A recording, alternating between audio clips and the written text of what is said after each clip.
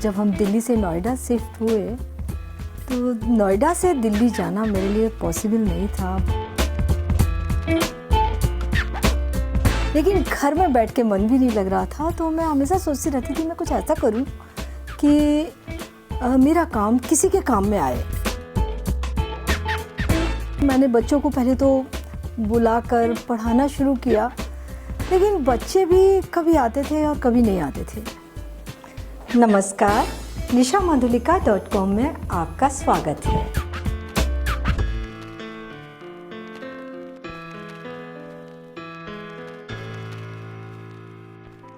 तो अचानक मैं एक दिन ब्लॉग पढ़ रही थी। ब्लॉग पढ़ते हुए रेसिपी ब्लॉग जब मैंने पढ़ा तो मुझे लगा ये तो मैं बड़े आसानी से कर सकती हूँ, ये तो मेरा शौक़ है। तो मैंने अपने हस्बैंड से कहा कि मैं ये रेसिपी मैं भी लिखना चाहती हूँ। तो उन्होंने तुरंत हाँ कर दिया, उन्हें लिखो, और मुझे फटाफट डिजिटल कैमरा ला के दिया कि तुम करो ये काम। जो मैं अपने ब्रेकफास्ट और लंच के लिए सब्जी बनाती हूँ उसके फ़ोटो खींचे और तैयार की, पोस्ट और शाम को अपडेट डाल दी। मेरे हाथ से खाओगे? Down down, good boy. रोज़ाना ही 1-2 रेसिपी मैं बनाती थी और रोज़ाना डालती थी।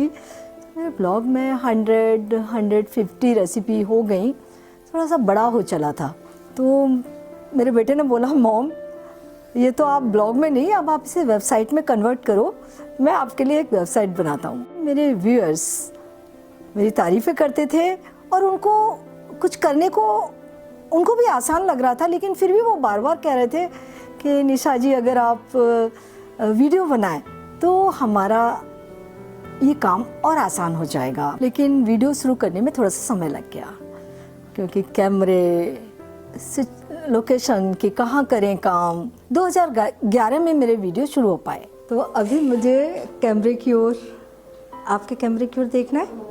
खाना बनाना तो मैंने अपनी मदर से ही सीखा था, लेकिन उस समय जैसे मम्मी बनाती थी मुझे लगता था और इसमें कुछ नया करूं।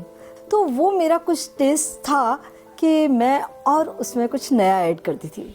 मेरी मदर अब नहीं है, जब भी मैं कुछ बनाती थी वो बहुत खुश होती थी, बहुत ज़्यादा खुश होती थी।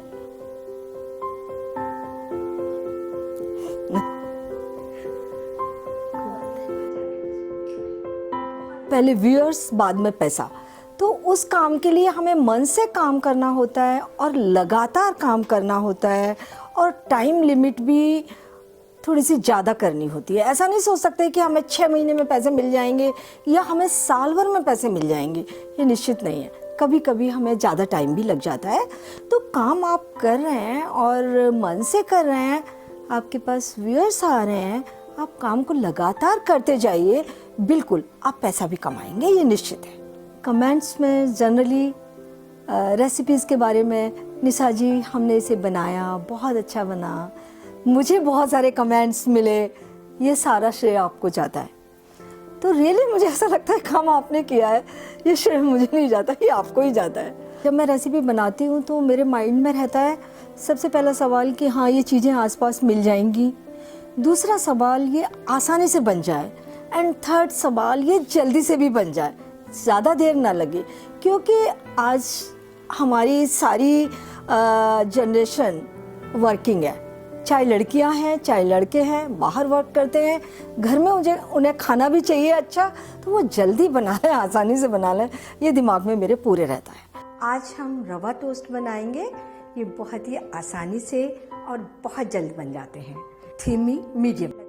मैं भी अपनी रेसिपी के लिए कुछ प्लान करती हूँ। जब मुझे कोई रेसिपी बनानी होती है, पहले मुझे उसके बारे में पूरा पढ़ना होता है।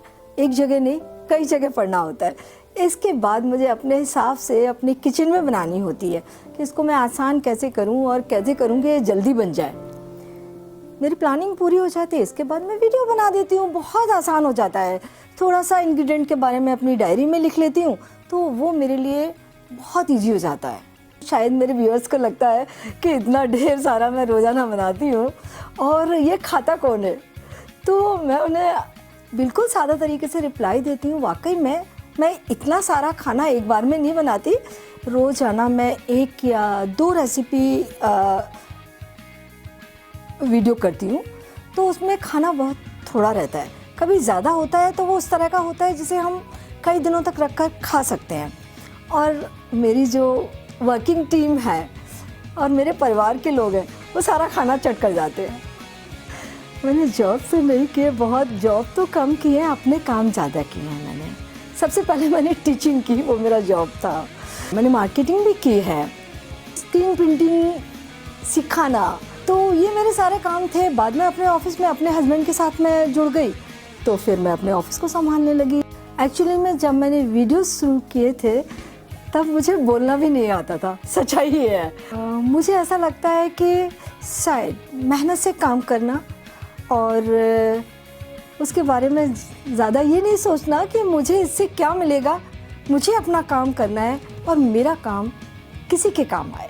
तो जो हमारे यूथ हैं वो अपने हाथ से कभी कभी कुछ बनाकर ज़रूर खाएं, हेल्दी खाना खाएं और हेल्दी रहें।